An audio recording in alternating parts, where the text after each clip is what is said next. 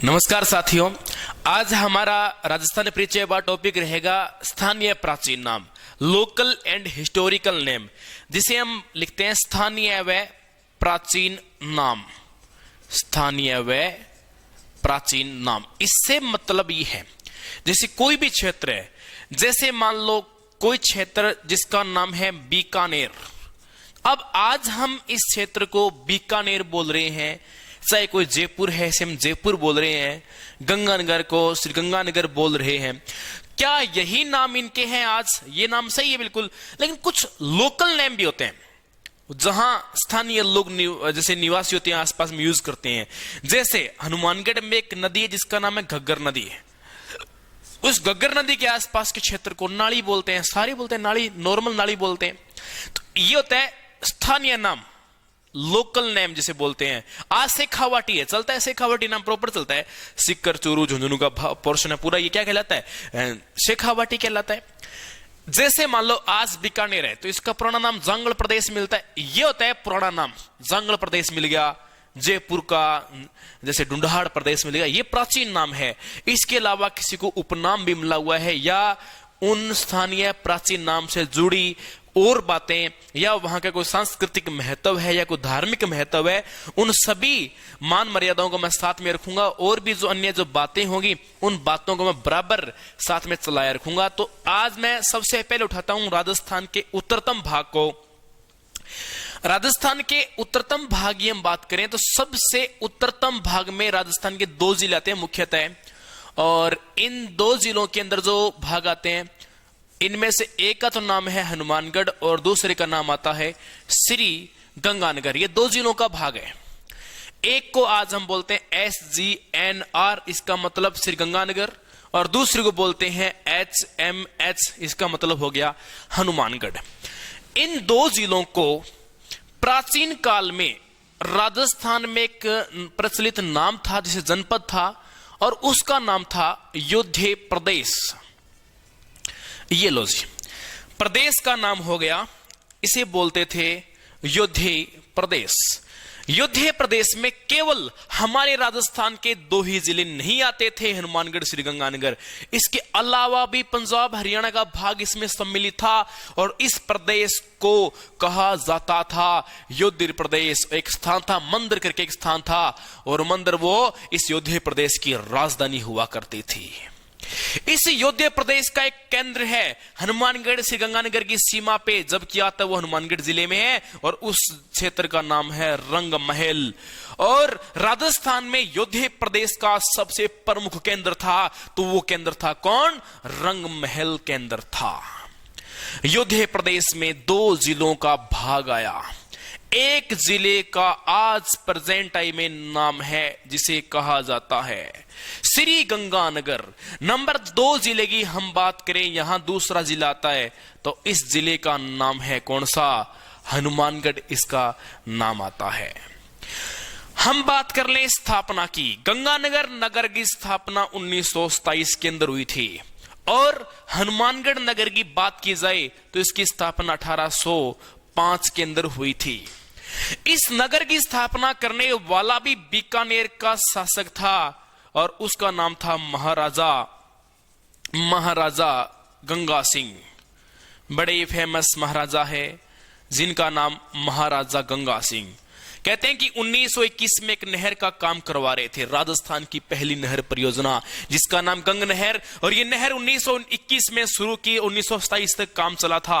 और इस गंग नहर का उद्देश्य था बीकानेर नगर को जलापूर्ति करना, लेकिन वो टारगेट पूरा नहीं हुआ। तब जाते हुए 1927 के अंदर यहां एक नगर की स्थापना कर दी, और उस नगर का नाम रखा गया श्री गंगानगर। लॉर्ड इरविन देश के वायसराय जिनका नाम था लॉर्ड इरविन इस मौके पे मौजूद थे। यहां गंग नहर का उद्घाटन हुआ था, और यहां एक स्टेडियम है गंगा सिंह स्टेडियम, महाराजा गंगा सिंह स्टेडियम, वो भी यहां उसकी भी स्थापना हुई थी। ये सारे काम 1927 के अंदर कंप्लीट हुए थे, और 1905 के अंदर ही इसी बीकानेर के महाराजा थे। कहां के? इसी बीकानेर के महाराजा थे, और उन महाराजा का नाम था महाराजा सूरत सिंह। महाराजा सूरत सिंह ने 1805 में एक नगर की स्थापना की। क्या हुआ कि इन्होंने 1804 में सूरतगढ़ नगर की स्थापना की थी और इन्होंने अपनी सेना काफिला लेकर और बटनेर नगर पर कर दिया आक्रमण, और बटनेर पर आक्रमण किया तो यहां पर इनका अधिकार हुआ। इस दिन मंगलवार था।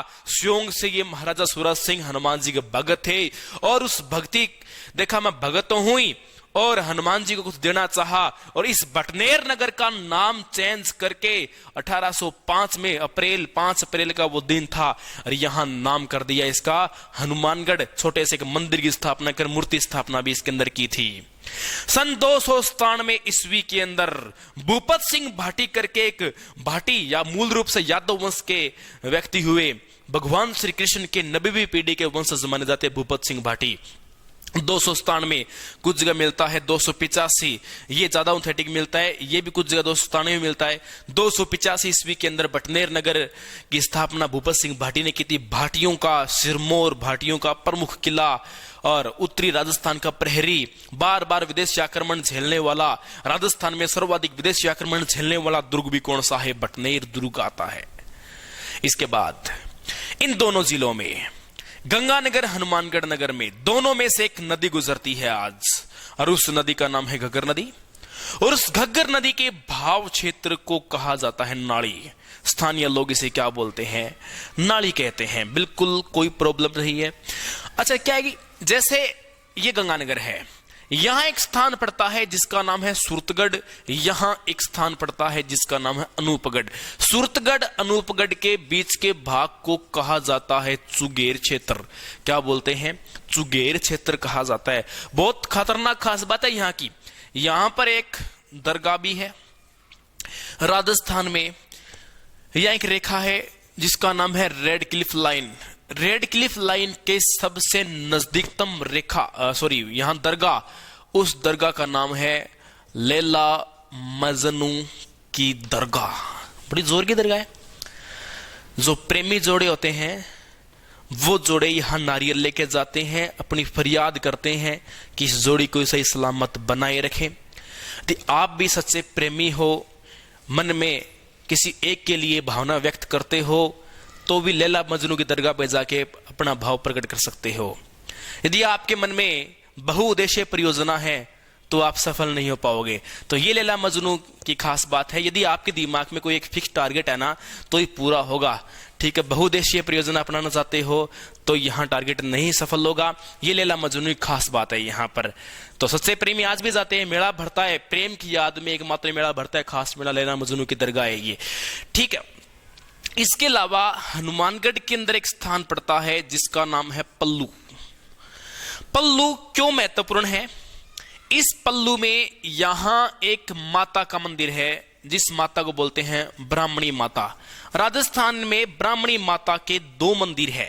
एक है सोरसन बारा में, उस देवी की तो सबसे निराली बात है। पूरे पूजा, सारी की सारी पूजा देवी के पीठ की होती है। एकमात्र संसार की देवी है ब्राह्मणी माता, वो सोरसन बारा में है।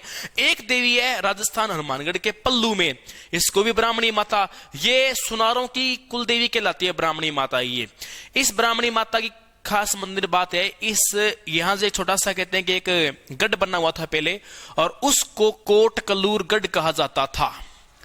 पल्लू का प्राचीन नाम क्या था? कोटकलूर। ये बात ध्यान रखनी है, बहुत ही इंपॉर्टेंट है और वेरी वेरी इंपॉर्टेंट है। देखो, राजस्थान में लखी मेला भरता है, उत्तरी राजस्थान में लखी मेला यहां भरता है। एक स्थान पड़ता है नोहर के नाम से, और इसी नोहर के अंदर एक स्थान और है नौर तहसील में जिसका नाम है गोगा मेड़ी। गोगा मेड़ी राजस्थान के लोक देवता में प्रमुख नाम गोगा जी महाराज का। तो गोगा जी महाराज की मेड़ी वो कहां है? गोगा मेड़ी नौर के अंदर आती है। लखी मेला उत्तरी राजस्थान का सबसे विशाल का मेला भरता है, 15 दिन तक बड़ा माहौल बना रहता है। तो गोगा जी का मेला भी कहां भरता है? इस हनुमानगढ़ जिले में भरता है। ये बात किसके? श्रीगंगानगर की। श्रीगंगानगर पर्यटन की दृष्टि से कोई खास महत्वपूर्ण नहीं है, हनुमानगढ़ जिला फिर भी पर्यटन की दृष्टि से कहीं ना कहीं महत्वपूर्ण है। तो ये इनकी खास बड़ी बड़ी बातें थी मैंने दोनों की। इसके अलावा छोटे मोटे और भी इसके अंदर कोई बात हो सकती है। अच्छा, गंगानगर का एक नाम और बताता हूं इसके बारे में। कहते हैं सबसे पहले यहां एक व्यक्ति पधारा जिसका नाम था रामू। उस रामू ने यहां पर आके ढाणी ढूंढी बनाना शुरू की और इस प्रकार से उसका नाम हो गया रामू जाट की ढाणी, इसका नाम पड़ा रामू जाट की ढाणी। रामू ढाणी से वो एक नगर बन गया और समय रहते हुए उसका नाम हो गया रामनगर, और समय रहते ही इसी नगर का नाम हो गया श्री रामनगर। श्री रामनगर भी इसका नाम हो गया। तो ये इसके प्राचीन नाम मिलते हैं, जैसे हनुमानगढ़ के भटनेर प्राचीन नाम मिलता है प्रमुख रूप से। तो ये 2 जिलों के प्रमुख प्राचीन नाम थे, मैंने बताने की कोशिश की है। यदि इससे ज्यादा आपको भी कुछ इसके बारे में पता है तो जरूर आप कमेंट बॉक्स में बताएं कि सर इसके बारे में ये भी मिलता है, तो मुझे बताएं, मैं इसको भी देखो, आपके साथ आपके अन्य साथी उनको भी अत्यधिक फायदा होगा। ये 2 जिलों के बारे में था। अब इसके बाद हम चर्चा करने वाले हैं बीकानेर के बारे में। अच्छा, एक बात और बता देता हूं, हनुमानगढ़ पे लगता है RJ31, यहां लगता है RJ13। ये डीटीए कोड होते हैं विद्यार्थियों, ये डीटीए कोड होते हैं। RJ13 कहां का है? श्री गंगानगर का, इसका उल्टा है हनुमानगढ़ का RJ31। जस्ट इसके बाद हम पढ़ने वाले हैं वो आपका आता है बीकानेर। देखते हैं बीकानेर को क्या खास बात है बीकानेर की। मान लो बड़े स्तर पे यही हमारा राजस्थान है, समय नहीं खराब करेंगे। आज बीकानेर की लोकेशन आती यहां, ये हमारे बीकानेर की लोकेशन आती है। ओके, सबसे पहले क्या था? एक प्रदेश था जिसका नाम था जांगल प्रदेश। जांगल प्रदेश नाम, देखो जांगल एक कुरु जांगला था, यह भी मिलता है। कहते हैं जोधपुर का उत्तरी भाग था, इसको कुरु जांगला बोलते थे। ये वाला पोर्शन है, यहां जाट लोगों का पहले निवास था। ये जांगल प्रदेश नाम क्यों पड़ा? यहां पर अत्यधिक शुष्क जंगल थे पहले, आज भी हल्का फुल्का मिलता है। अत्यधिक शुष्क जंगल होने के कारण इसका नाम जांगल प्रदेश पड़ा जो पड़ा। इसके अलावा बिगड़ी हुई लैंग्वेज को जांगड़ू प्रदेश भी कहा जाता है, या इसको जंगली प्रदेश भी कहा जाता है राजस्थान का। यह बात क्लियर है। फिर क्या हुआ? आगे चल के राठौड़ों में एक जोधपुर क्षेत्र अस्तित्व में आया। तब यहां के एक शासक हुए जिनका नाम था राव जोधा। और राव जोधा के जीवित पुत्रों में से, कुल पुत्रों में से 5वां पुत्र था जिसका नाम था राव बीका। राव बीका 1465 में यहां से अलग होकर निकलते हैं। जैसे अलग होकर निकले तो यहां 1472 में एक नगर की स्थापना करते हैं, और उस नगर का नाम है कोडमदेसर। ये कोडमदेसर नगर बसाया। फिर अच्छी सी जगह देखकर 1488 के अंदर यहां पर एक नगर की स्थापना की, बीकानेर। उस नगर का नाम है बीकानेर। खास बात ध्यान रखनी है, बीकानेर स्थापना दिवस हमेशा आखा तीज को मनाया जाता है। आखा तीज को पतंग महोत्सव करके, पतंग उड़ाकर आखा तीज के दिन यहां बीकानेर स्थापना दिवस मनाया जाता है। इसी आखा तीज को कहा जाता है अक्षय तृतीया। दिमाग में एक बात रखनी है, इस दिन बच्चों का विवाह पहले बहुत हुआ करता था। प्राचीन काल में हमारे जो बुजुर्ग थे इनकी मान्यता थी आखा तीज को विवाह करना बहुत ही शुभ होता है। और आखा तीज को सर्वाधिक पहले क्या होते थे? बाल विवाह है। मतलब जो आगे की जो प्लानिंग है ना, वो पहले वाली प्लानिंग वो पहले सेट करते। पहले क्या था, जैसे इनको लगा हमारे वाला मांगीलाल मान लो 6 साल का है मान लिया, और किसी की दापली को 3 साल की है, तो वो पहले काम सेट कर देते थे। मारवाड़ में ये सिस्टम था, हमारे वाला मांगी 6 साल की है, दापली 3 साल की है, चलो ठीक ठाक लग रहे हैं, साथ में अच्छे खेल रहे हैं, चलो ठीक है, इनका सिस्टम सेट कर देते हैं पहले ही। जैसे ही अब क्या है कि वार्निंग मिलती थी, जैसे ये मांगीलाल 12-13 साल का हो गया, ढंग से काम नहीं करता है तो धमकी की थी, बिन नहीं लिया दो, काम अपने आप करने लग जाएगा, ठीक है फटाफट काम करेगा। और इस प्रकार से क्या है, छोटी उम्र में फिर इनको भी मोहर तो पहले लगा देते बाद में ले आया करते थे। इस प्रकार से पहले बाल विवाह करवा दिया करते थे, बाद में जैसे ही वो शरारती बन गया या योग्य हो गया कि ये वास्तव में संभाल सकता है एक नए व्यक्ति को, इस प्रकार से वो एडजस्ट कर दिया करते थे। ये पहले प्रोग्राम मारवाड़ में चलाकर, आजकल तो इसका क्रेज नहीं। आजकल के जो मानव बड़े कल्याणकारी मानव हो चुके हैं और बड़े ही ज्ञानी मानव हो चुके हैं, तो आजकल के मानव तो क्या है कि इतने जल्दी नहीं मानते हैं और ऐसे बाल विवाह करते हुए नहीं, क्योंकि पता नहीं कहां से आजकल ज्ञान आता है बच्चों को। 5 साल का बच्चा ही पता नहीं कहां से वैज्ञानिक बन जाता है, बड़ा ज्ञान होता है। पहले वाले तो कुछ पता नहीं था कि क्या है 6 साल की उम्र में। यह था। ये बीकानेर स्थापना दिवस कर दी, तो ध्यान रखना तारीख महत्वपूर्ण नहीं है। 10 अप्रैल मानते हैं, फिर महत्वपूर्ण नहीं है वो तारीख, लेकिन महत्वपूर्ण तिथि है। आखा तीज के दिन बीकानेर महोत्सव होता है। और बीकानेर को RJ7 डीटीओ कोड मिला हुआ है, RJ7 ये बीकानेर का डीटीओ कोड है। RJ13 गंगानगर है, RJ31 हनुमानगढ़ है, RJ7 बीकानेर है। कोई किंतु परंतु नहीं है। बीकानेर के मैंने सारी, अच्छा एक बात हो रहेगी है, इसी बीकानेर क्षेत्र को पहले बोलते थे राती घाटी। इतिहासकारों ने इसे राती घाटी के नाम से जाना है। एक बात और बता दूं, देखो विद्यार्थियों, जंगल प्रदेश जो एरिया है ना, ये जंगल प्रदेश इतना बड़ा प्रदेश था।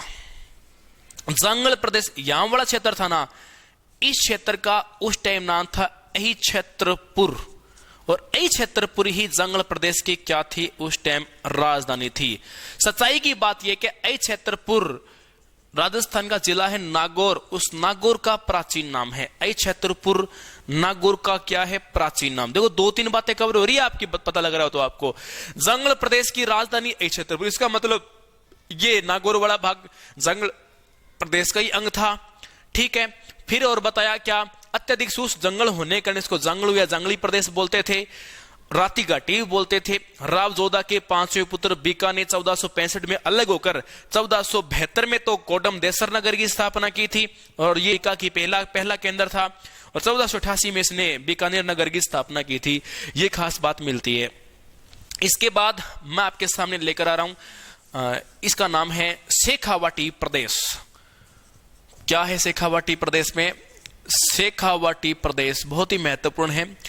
शेखावाटी प्रदेश में सबसे महत्वपूर्ण है सीकर, सीकर के बाद है चूरू, चूरू के बाद है झुंझुनू, झुंझुनू के बाद थोड़ा सा भाग आता है उत्तरी पूर्वी नागौर।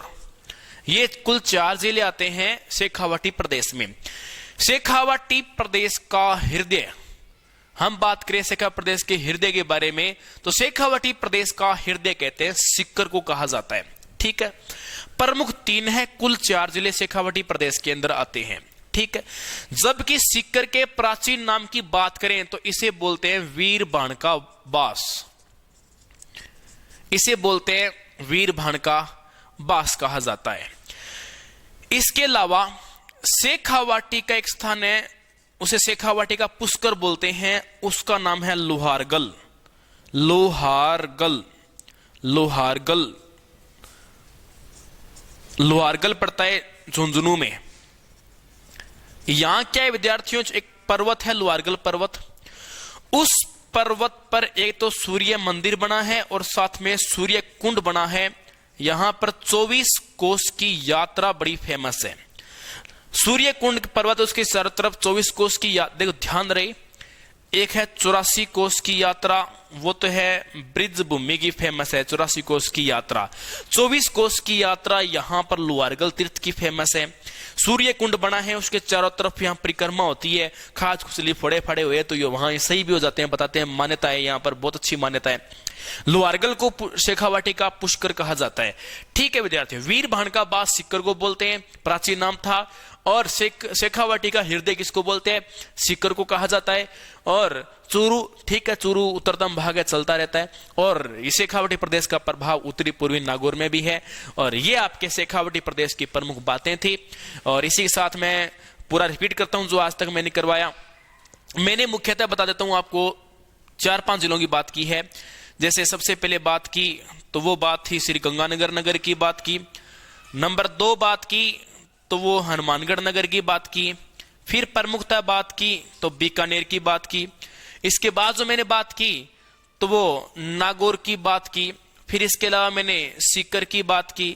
सीकर के बाद चूरू की बात की, फिर झुंझुनू की बात की। मतलब मुख्यतः इतने ही नगरों का मैंने जिक्र किया है। इसमें कोई खास बातें हैं, धार्मिक सांस्कृतिक महत्व, स्थापना के बारे में, प्राचीन नाम वगैरह वगैरह बातें थी। अच्छा, रिपीट करने वाला काम वो आप खुद करो, इसको दोबारा देख लो, रिपीट हो जाएगा। तो इसी के साथ नेक्स्ट पार्ट में फिर से मिलते हैं अपने। आज के लिए इतना बहुत है।